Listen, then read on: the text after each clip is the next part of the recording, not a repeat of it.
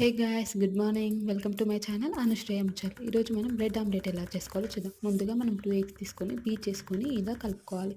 Then next onions, chillies, tomatoes, కొంచెం కరివేపాకు వేసుకొని దెన్ నెక్స్ట్ కొంచెం red chilli powder, salt, coriander powder, garam masala వేసుకొని మంచిగా ఈవెన్గా కలుపుకోవాలండి.